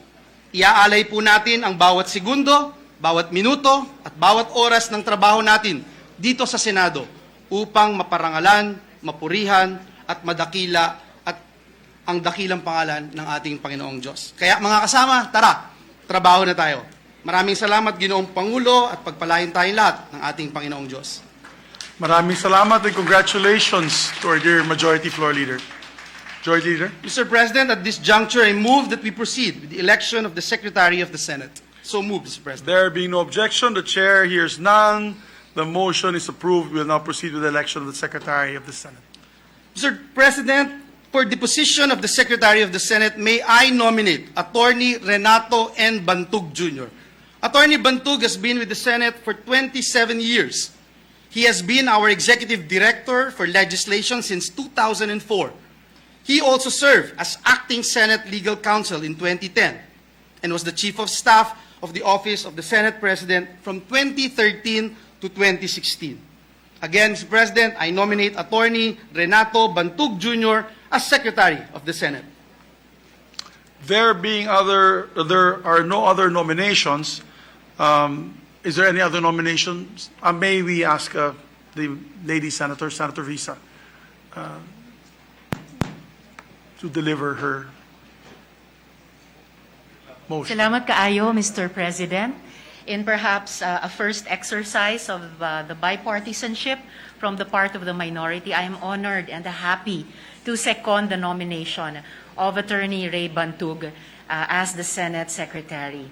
Attorney Bantug, who has served for over 24 years here in the Senate, including with great honor and excellence in the former Senate minority in the previous Congress, and whom I am sure will be a worthy lieutenant to the Senate President and the whole leadership of our chamber in upholding the independence of our institution and making sure that we remain as productive as ever in complete faithfulness to the rules of the Senate. Salamat kaayo, Mr. President. Daghan kay salamat, ma'am. Majority Leader. Mr. President, there being no other nominations, I move that the period of nomination be closed and that we elect Attorney Renato N. Bantug Jr.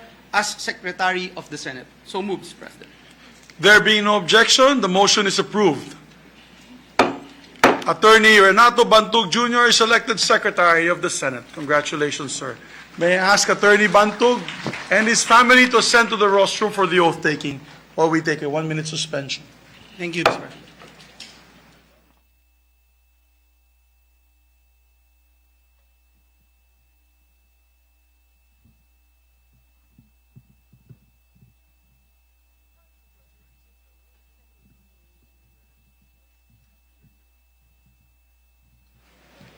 Session is resumed.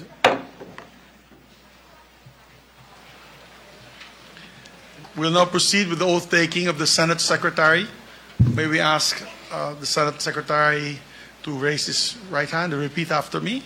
I state your name. I, Renato N. Bantug Jr., Having been elected as, having been elected Secretary of the Senate, do hereby solemnly swear do hereby solemnly swear that I will well and faithfully discharge, that I will well and faithfully discharge, to the best of my ability, to the best of my ability, the duties of my present position, the duties of my present position, and of all others I may hereafter hold, and of all others I may hereafter hold, under the Republic of the Philippines, under the Republic of the Philippines, that I will support and defend the Constitution of the Philippines, that I will support and defend the Constitution of the Philippines, that I will obey the laws and legal orders that I will obey the laws and legal orders and decrees promulgated by the duly constituted authorities, and decrees promulgated by the duly constituted authorities, and maintain true faith and maintain true faith and allegiance to the Republic of the Philippines, and allegiance to the Republic of the Philippines, and that I impose this obligation and that I impose this obligation upon myself voluntarily, without mental reservation or purpose of evasion. So help me God. So help me God. Congratulations, Thank you, Secretary.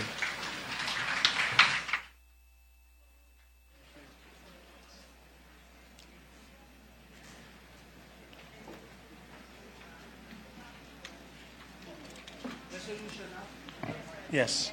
Majority Leader. Yes, Mr. President, at this juncture, I move that we now consider proposed Senate Resolution number 1. Is there any objection? There being none, the motion is approved. Consideration of proposed Senate Resolution 1 is now in order. The Secretary will read the title and text of the resolution. Proposed Senate Resolution Number 1, informing His Excellency, the President of the Philippines, that the Senate has been organized with the election of its officers, and that this body has entered upon the exercise of its functions for the first regular session of the 19th Congress of the Philippines. Resolved by the Senate that His Excellency, the President of the Philippines, be informed that the Senate has been organized with the election of its officers, and that this body has entered upon the exercise of its functions for the first regular session of the 19th Congress of the Philippines. Adopted, Joel Villanueva, Senator. Mr. President, with the consent of the body, Mr. President, I move that we adopt proposed Senate Resolution number 1. So move, Mr. President. Is there any objection? There being none, the motion is approved. Mr. President, at this juncture, I move that we consider proposed Senate Resolution number 2. So move, Mr. President. Is there an objection? There being none, the motion is approved. Consideration of the proposed Senate Resolution number 2 is now in order. The Secretary will read the title and text of the resolution. Proposed Senate Resolution Number 2, informing the House of Representatives that the Senate has been organized with the election of its officers, and that this body has entered upon the exercise of its functions for the first regular session of the 19th Congress of the Philippines. Resolved by the Senate that the House of Representatives be informed that the Senate has been organized with the election of its officers, and that the body has entered upon the exercise of its functions for the first regular session of the 19th Congress of the Philippines. Adopted, signed, Joel Villanueva, Senator. Thank you, Mr. President. I move that we adopt proposed Senate Resolution number 2. So move, Mr. President. Is there an objection? The Chair hearing none, the motion is approved. Please proceed. Mr. President, at this juncture, we are in a receipt of a message from the House of Representatives. May I ask the Secretary to read the message for the record? I believe the Senate Secretary just relayed to me that the message has not yet arrived, so we can skip this portion, Your Honor.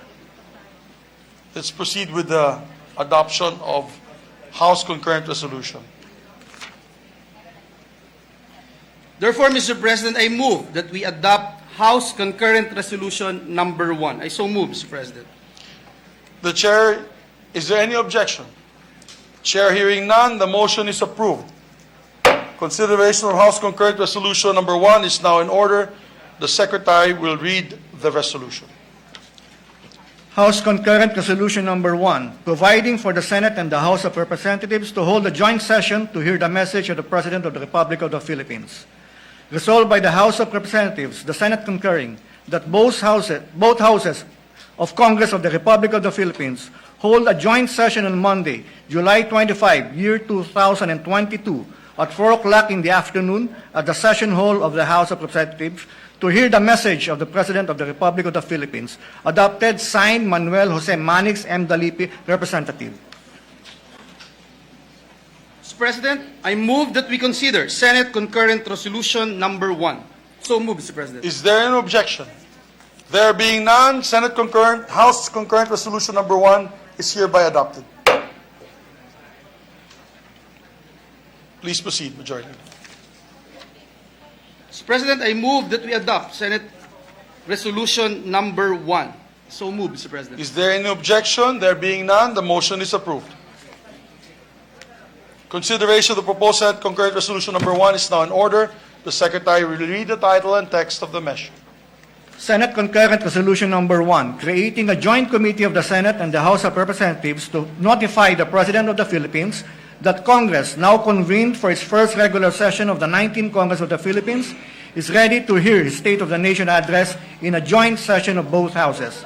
Resolved by the Senate, the House of Representatives concurring, that a committee of 5 members of the Senate, appointed by the Senate President, join a committee of the House of Representatives to notify the President of the Philippines that Congress, now convened for its first regular session of the 19th Congress of the Philippines, is ready to hear his State of the Nation address in a joint session of both houses. Adopted, signed, Joel Villanueva, Senator. Mr. President, I move that we adopt Senate Concurrent Resolution number 1. I so move, Mr. President. Thank you very much, my dear colleague. But before we adopt it, I would like to amend it to 6 members, as 1 member would wish to join the 5-member delegation. If there be no objection, Senate Concurrent Resolution number 1 is hereby adopted. Thank you, Mr. President. Pursuant thereto, to join the Senate President, I hereby appoint to the Joint Notification Committee on the part of the Senate, Senators Joel Villanueva, Senator Loren Legarda, Senator Amy Marcos, Senator Jinggoy Ejercito Estrada, and Senator Francis Tolentino. Thank you, Mr. President. Mr. President, before we suspend our session, may I just remind our colleagues to remain in the session hall for a photo session. Also, for our colleagues who have not been able to have their individual photographs taken, they may wish to do so until 1 o'clock in the afternoon at the Padilla Room. Mr. President, there being no further business, I move that we suspend the session until 4 o'clock this afternoon, at which time we shall reconvene at the session hall of the House of Representatives to hear the State of the Nation address of President Ferdinand R. Marcos Jr. in a joint session of both houses of Congress. And when we adjourn the joint session, the session of the Senate shall be considered adjourned until tomorrow, July 26, 2022, at 3 o'clock in the afternoon. I so move, Mr. President. There being no objection, the chair hears none, and before I suspend session, I once again want to thank all my colleagues, my dear colleagues. Maraming salamat sa inyo po. To all the guests, maraming salamat. Now the motion is approved. Session is suspended until 4 o'clock this afternoon for the joint session of Congress. The members of the Senate are advised to proceed to and be seated at Session Hall of the House of Representatives by or before 3 p.m. After the joint session, the session of the Senate shall be considered adjourned until tomorrow, July 26, 2022 at 3 o'clock in the afternoon. The session is now suspended until 4 o'clock this afternoon.